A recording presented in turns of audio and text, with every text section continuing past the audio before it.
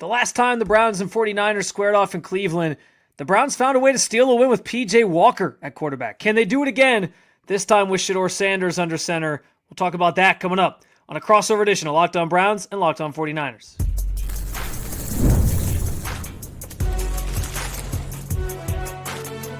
You are Locked On NFL Crossover, part of the Locked On Podcast Network. Your team every day. What's going on, Browns fans? How you living, 49ers fans? Welcome into a crossover edition of Locked On Browns and Locked On 49ers, part of the Locked On Podcast Network. Now, the #1 sports podcast network, which wouldn't be possible without you making our shows your first listen every day. And we've got a great one for you as Shedeur Sanders makes his second career start, plus Brock Purdy tries to shake off a rough performance in his return to the field. Plus, we'll get you some key matchups, some paths to victory for both these teams. It's all coming your way. But first, I do want to thank you for being every day at the Locked On Browns podcast and the Locked On 49ers podcast. And also remind you that today's episode is brought to you by PrizePicks. Download the PrizePicks app today. Use code LOCKEDONNFL and get $50 in lineups after you play your first $5 lineup. It's Spencer German. It's Eric Crocker with you. Excited to be here to break this one down for you. Eric, obviously, I think one of the big storylines for both these teams coming in is the quarterback position. For the Browns, it's Shedeur Sanders, who's as polarizing as ever. For the 49ers, it's Brock Purdy, who has been sort of that steady presence for them over the years, but had a bit of a rough go on Monday night despite the win, throwing 3 interceptions. Just what is your sort of expectation, particularly from that position and Brock as he sort of gets another game under his belt here coming back from the injury? I think typically you'd be comfortable, right? Brock Purdy, he's been a terrific pro for the 49ers and going through a little bit of a rough patch, as you said, coming back from injury. And prior to the injury, tried to come back a little early, didn't play as well in that game either. But for the most part, what 49ers have grown and known that they're getting from Brock Purdy is pretty steady, right? You kind of know what you're going to get. Unfortunately, you also know what you're going to get when there's inclement weather. And from all our reports that we've seen so far is that we might be expecting some rain, a little bit of snow, and I'm not sure that fares well for Brock Purdy. Or maybe it does, because although he hasn't thrown the ball well in that type of weather, that may mean that the 49ers have to lean on the run game a little bit more. And I would love that more than having Myles Garrett, who's on a historic pace with sacks, breathing down the 49ers franchise quarterback neck all night. So inclement weather usually doesn't fare well when it comes to Brock Purdy throwing in that, but lean on the run game, Christian McCaffrey, Brian Robinson, that may be the recipe.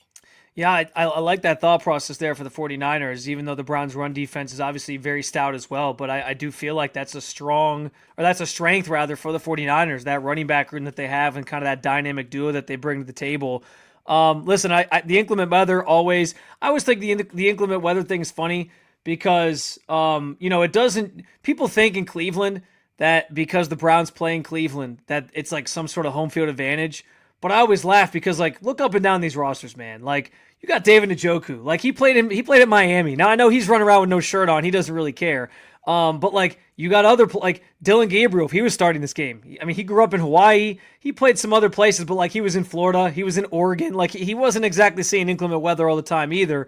So I think it's kind of funny just the way we kind of frame those things. That weather is going to be a factor, I think, on Sunday.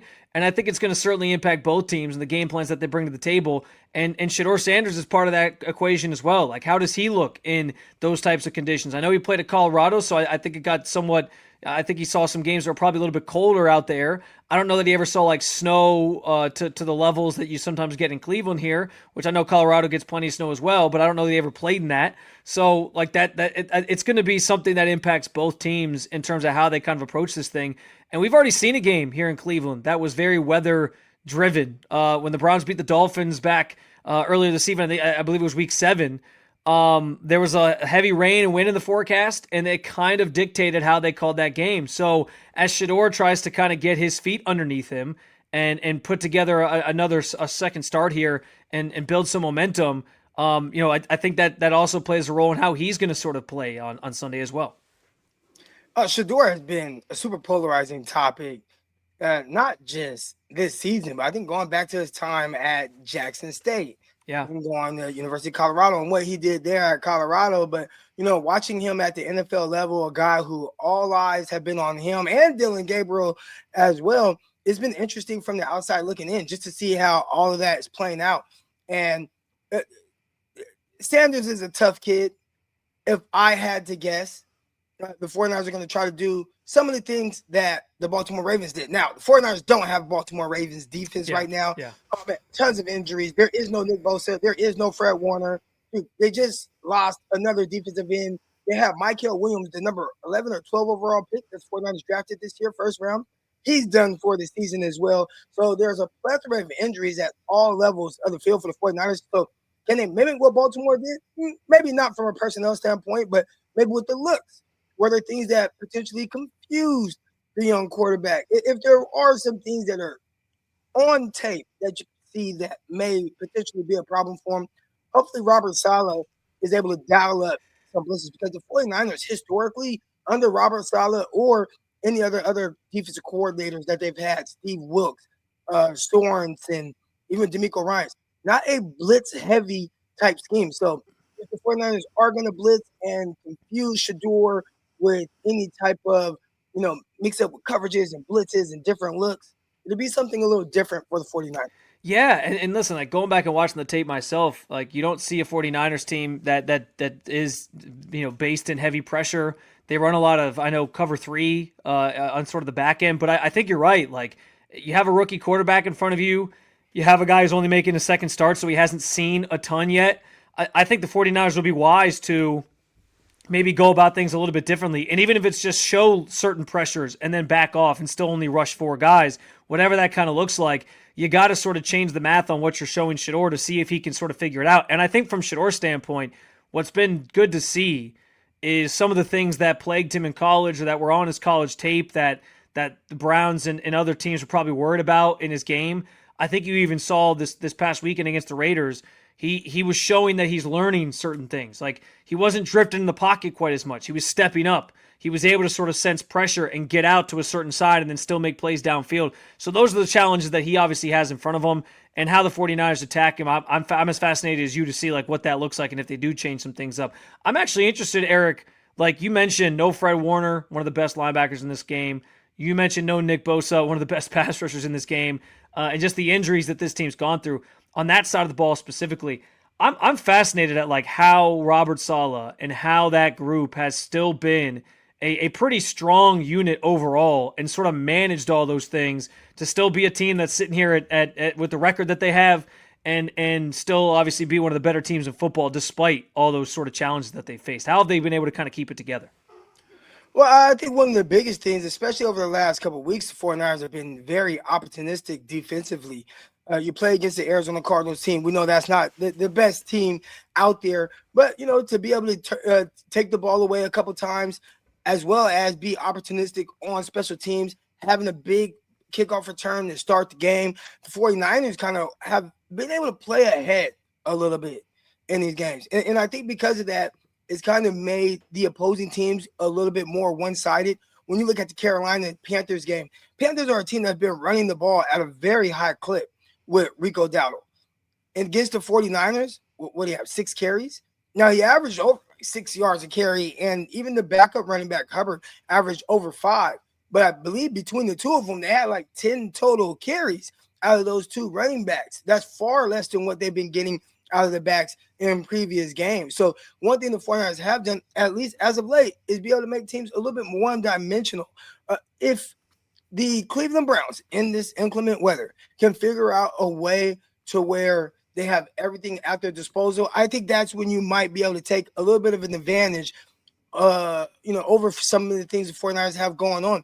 A lot of youthfulness at the linebacker level, a lot of youthfulness or guys that just aren't great at the edge positions. They're a little the interior was supposed to be a big time strength of the 49ers, but they've had some injuries here and there in those spots as well. So gonna have to kind of bank on some of these guys on the back end, and Jair Brown, a guy who hasn't had a bunch of takeaways, had 2 against Carolina, 1 that was in the end zone, which took points off the board. And I think that really changed the dynamic of that game as well. They're going to need a little bit of that kind of magic going up against Cleveland Browns because right now the 49ers defense has been very up and down. Start off the season okay, and then once the injuries start hitting, it's been very rocky, and you don't know what defense you're going to get from one game to another. Well, I think that sets the stage nicely for our next phase of this conversation as we dive into some key matchups. And there are going to be some fun ones in this game. Eric and I will talk about that here coming up next on a crossover edition of Locked On Browns and Locked On 49ers.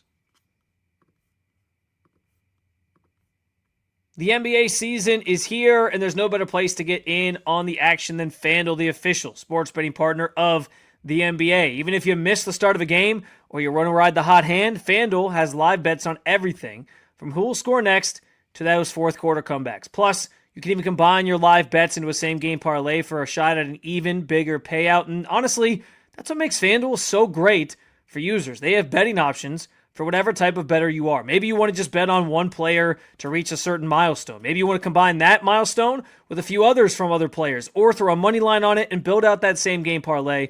Or, speaking of money lines, why don't you just ride one of those as the action unfolds in real time? It keeps every game more exciting when you're playing with FanDuel, especially when your team is making that late push. Right now, FanDuel is giving new customers $300 in bonus bets when your first $5 bet wins. Head to FanDuel.com to sign up and play your game with FanDuel, the official sports betting partner of the NBA. All right, we've reached the phase of the program here on this crossover edition of Locked On Browns and Locked On 49ers. Spencer German, Eric Crocker with you, where we dive into some key matchups from this game. A chance to look at even some individuals and sort of what they're going to bring to the table. And Eric, I always start this conversation, I think every year, I feel like a broken record at this point, talking about Myles Garrett against whoever he's playing. But the difference this week, Eric, and this is actually something I'm super excited about, is the fact that in previous weeks it's been like, Myles is getting some rookie that he's going to probably just destroy, or he's getting some inexperienced tackle that isn't very, very good this year. This week, he gets Trent Williams, which is, if you're looking for a pass rusher versus like an offensive lineman matchup, this is about as good as it gets. You have one of the best in the business on both sides of the ball who are going to get to sort of go against each other and see who wins. I wouldn't want to be responsible for blocking Myles Garrett at this point. He is playing out of this world. But if there's somebody who I think has a chance to limit him the most, it's probably Trent Williams in terms of the rest of the schedule that the Browns play. And then I think the question then sort of becomes like, if Trent can limit Myles Garrett to a degree, how does the rest of the Browns' offensive line come into play, or defensive line rather, come into play? Because as a unit, collectively, they have been so good, and that's created opportunities for Myles to make plays. It's created opportunities for others to make plays because Myles has been so good, and it's kind of like this nice symbiotic relationship. But it does start with that Myles Garrett, Trent Williams matchup for me as the first thing I'm circling when I get ready for this game on Sunday. Yeah, and Trent Williams was asked about that matchup, and essentially they asked, do you lose any sleep, or when do you start to lose sleep over knowing you have to face Myles Garrett? And he kind of joked and said, I haven't lost sleep yet. And he said, nah, I'm lying. I've lost a little sleep. This guy's good. And they asked him, well, what challenges does Myles Garrett present? And he said, he's good at everything. He just gives you everything. And I think that's what everybody is really seeing really throughout his entire career. I mean, Myles Garrett, he's been amazing. We actually, as a 49er fan base, have a salty spot when it comes to Myles Garrett, because there was a game that it came down to the last game of the season. The Cleveland Browns, I believe, played Pittsburgh Steelers. The 49ers played a game, and essentially if Pittsburgh would have lost, or if Cleveland would have won that game, which was like the team tried to give Cleveland the game, 49ers would have had the number 1 overall pick. They would have drafted Myles Garrett. And somehow the 49ers won their game, which was wild. And then Cleveland, in overtime, is about to lose. And I believe it was Pittsburgh, fumbled the ball away at the goal line. Cleveland loses the game. Whatever it was. Cleveland lost. Cleveland was going in to try to score. They fumbled. I believe they had RG3 at this time. He fumbles, and Pittsburgh recovers it. They win the game. Cleveland gets the first overall pick, and they get Myles Garrett. So 49ers, we lost out on an amazing pass rusher, maybe the best of our generation, or definitely one of the best. But he's good at everything. And when it comes to Trent Williams, he started off the season a little rocky. Now, by the time might have got up to him, he's 37 years old. We were kind of wondering when this was going to come. And then he just progressively has gotten better and better each week, to where now he's looking a little bit more like the Trent Williams that we're accustomed to seeing. So I do believe that this will be a terrific matchup, but still, anytime you're facing Myles Garrett, you have to expect that there's going to be several reps he wins, and you just hope they aren't reps that end up costing you the game, forcing a fumble on the quarterback, because he's definitely prone to do that a lot. Yeah, that's a really good point. Like, there's another element of this where it's like Brock Purdy just being aware of that, knowing if Myles is coming, like, just eat it, just take the sack, because there's nothing you can really do. But you're right, like Myles, we it's funny. Trent joked about like losing sleep or not. We get the side of Myles where we talk to him about what if there's anything he hasn't seen at this point. Like, how many different things have teams thrown at you, and obviously they've tried it all, and he still finds ways to get to the quarterback. It's pretty remarkable to watch as a whole. Eric, what is maybe a matchup that you got your eye on in this game that you think is going to play a key role in who ultimately wins?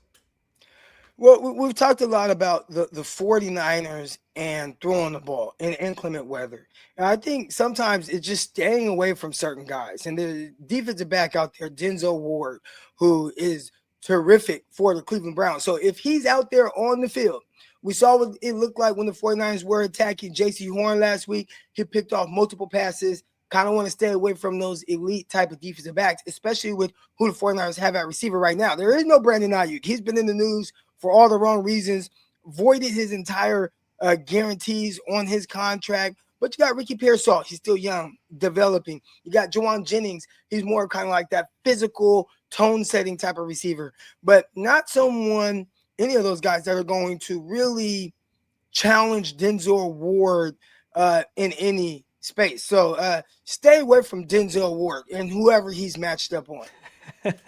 That's a pretty fair philosophy. I think most teams have kind of taken that route, not really throwing Denzel's way. He made a joke last week about how it's gotten kind of boring out there at times because nobody really throws his way, and they're sort of staying away from him, which is a testament to obviously how respected he is in this league.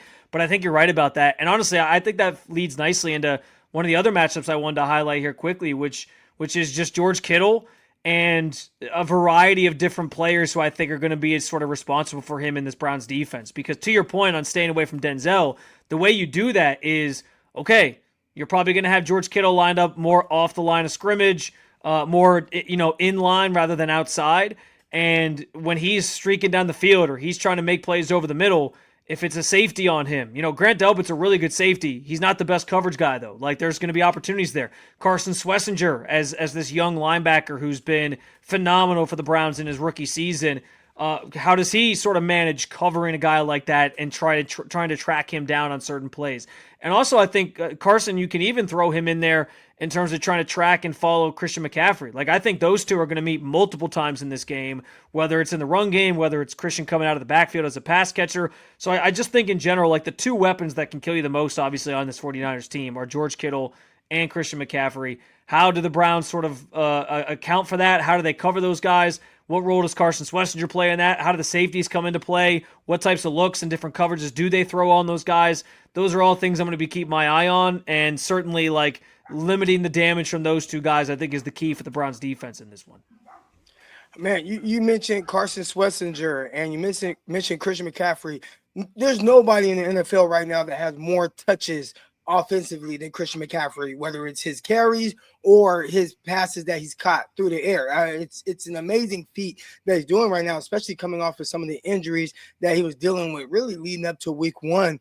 But the 49ers are going to look for him, and he's kind of the bailout guy. And whenever they need a little something to get going, they're going to go to Christian McCaffrey, whether it's on the ground or through the air. So watching how the linebacker Schwesinger or guys like Devin Bush, however they, whoever they put on him, and how those guys manage to really cover him in space, that's going to be a big key matchup. I agree. We got one final conversation to have here before we set the stage officially for Browns and 49ers on Sunday, and we're going to talk about paths to victory for both these teams. We'll give you that coming up next on a crossover edition of Locked On Browns and Locked On 49ers.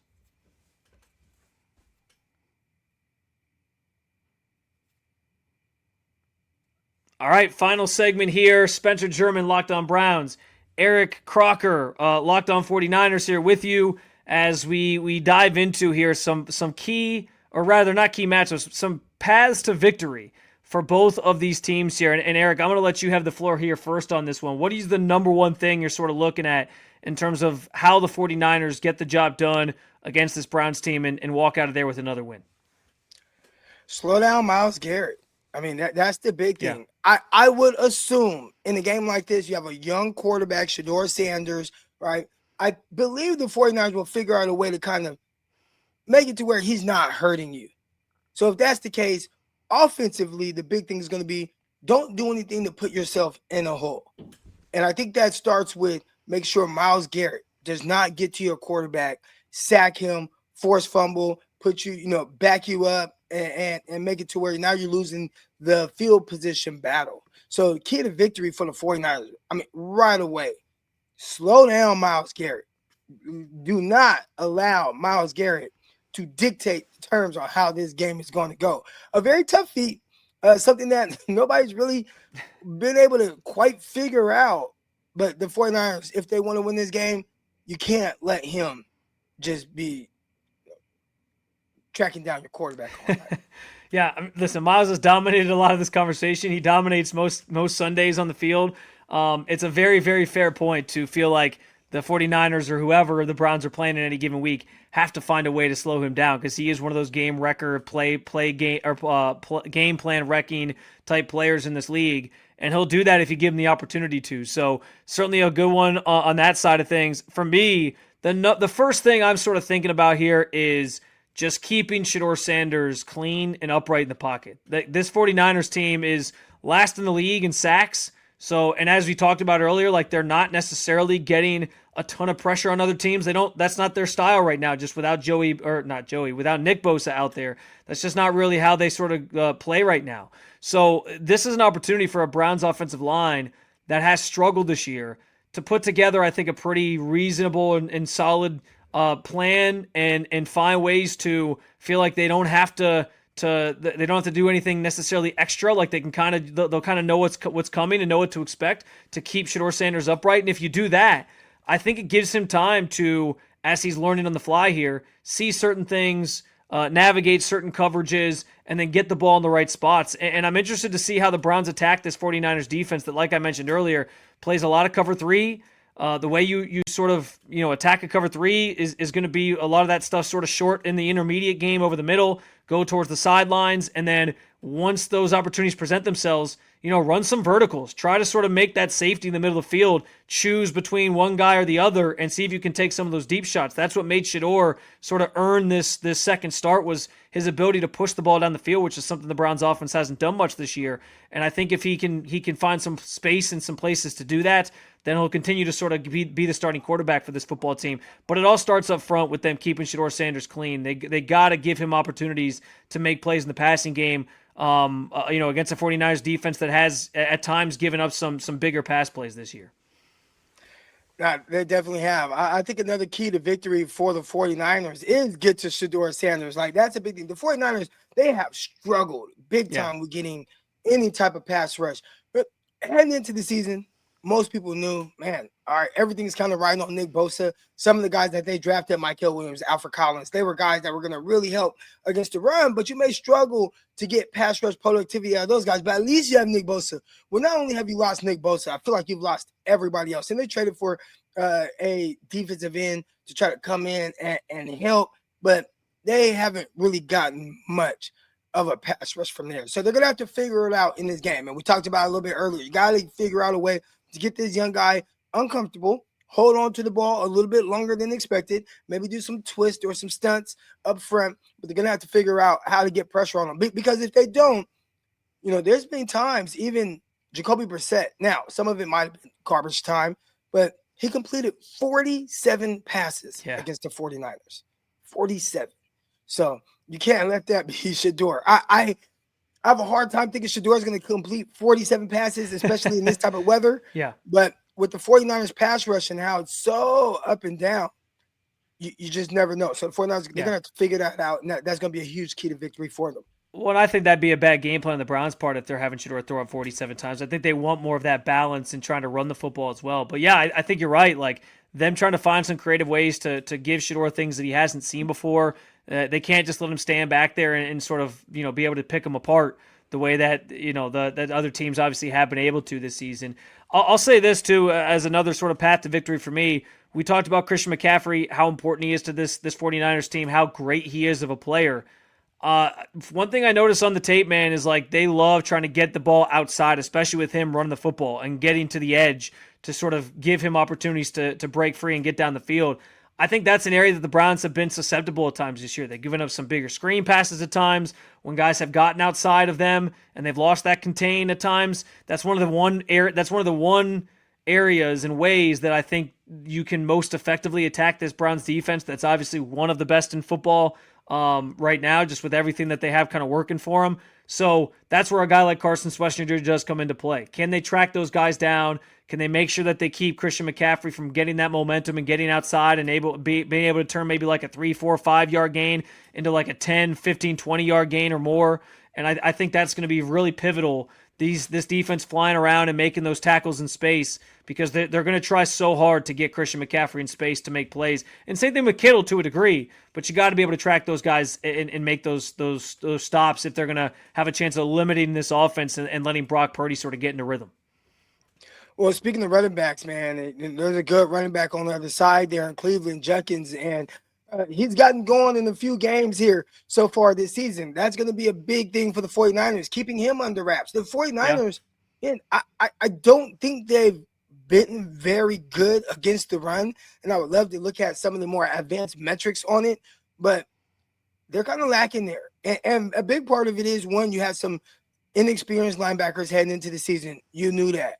But then you lose Fred Warner, and he's kind of the catalyst of the defense. He's the guy that sets the tone. He's the energy. He's flying around, and you miss him. Now, they have some guys, D. Winters, Robinson. They got some guys who have stepped in, Tatum Bethune, and have done well or have racked up a lot of tackles. But if there's any area where the 49ers is susceptible, I mean, it's really just the front seven in general that is, you don't know what you're going to get from one game to the next. So, watching Jenkins against the 49ers front seven, that's going to be a huge key to victory for the 49ers, really slowing him down. Because if you slow him down, now you put more pressure on Shedeur Sanders. If you put more pressure on Shedeur Sanders to throw the ball or have to win the game by throwing the ball, I believe that may favor the 49ers, but with how things are going, you never know. I think that is probably fair, and I'm glad you bring up Jenkins because, as I said, I think this Browns team is going to want balance on Sunday offensively, especially if the weather forecast holds up to what it's looking like it's going to be. They don't want Shedeur to have to drop back 40, 50 times and throw the football. They'd like to be able to run the football. And honestly, the run game has been hard to come by in recent weeks for them. I know Jenkins is incredible, but if you really look at the advanced metrics on him, like most of his yards are coming after contact. So he's getting met at the line of scrimmage a lot, guys getting their arms on him. And it's just his raw ability to break those things and sort of turn what looks like a dead play into more that has been maybe the most effective run game for the Browns this season, but that's not always sustainable either. So they're going to have to find some lanes for him to run if they want to stay balanced and give Shedeur opportunities to also make plays. And that might be easier said than done with this offensive line that's been blocking in front of those guys all year. So we'll see. But it's another really good point by you because I do think the Browns are going to want to get Quinshon Judkins going. Eric, any final thoughts on this matchup here before we get out of here? I like to save my predictions for Friday, but any final thoughts that you got on the Browns and 49ers matchup coming on down the pike here? I mean, I think the biggest thing, man, is just hopefully the inclement weather isn't too terrible come Sunday. 49ers are playing early. You know, California time, that's a 10 a.m. start time. So the 49ers got to wake up. Got to get going. Got to get those juices flowing a little bit earlier. It's going to be a little cold, a little wet, a little windy out there, but you got to be able to play through some elements. So I'm curious to see how the 49ers do. And I know I'm talking as if the Cleveland Browns are the favorites or as if they are this juggernaut of team. I know that, the record doesn't say that they are this really good team, but they have certain things that challenge the 49ers in different areas, and it can make it a very interesting game. Well, I've gone into pretty much every matchup feeling like there's instances where the Browns they have one unit that's better than like anybody else in football almost, and that's their defense. And when you have that type of level of a defense and one side of the ball, it can be fluky, even though the 49ers are favored. And I remind people, the 49ers were favored a couple years ago in 2023 when they came to Cleveland in October and had that inclement weather that was kind of a factor a little bit. And somehow the Browns got out of there 19-17 with a win on a last-minute field goal with P.J. Walker, a quarterback of all people. So crazier things have happened in Cleveland between these two teams. We'll see what Sunday brings, obviously, in terms of a matchup between these two again. But, guys, we appreciate you coming to hang out with us for this crossover edition of Locked On Browns and Locked On 49ers, obviously part of the Locked On Podcast Network, which is now the #1 sports podcast network. We wouldn't be here without you guys, though. We wouldn't have that title without you guys. So if you like what you heard and you're new to the shows, make sure you hit that subscribe button. Make Locked On Browns or Locked On 49ers your first listen every day wherever you get your podcasts, and at the Locked On Browns YouTube channel for your second listen. You can get a double dose of the Locked On NFL podcast with Tyler, the Madman Roland, and Tony Wiggins as they bring you the breakdowns each and every single day, twice a day. Find Locked On NFL on YouTube or wherever you listen to your podcast. That's going to do it for this crossover episode. Thank you for tuning in, and make sure you have a great Thanksgiving, however you celebrate. Enjoy some football, enjoy some food, enjoy some family time, and enjoy Browns and 49ers on Sunday. We'll talk to you soon.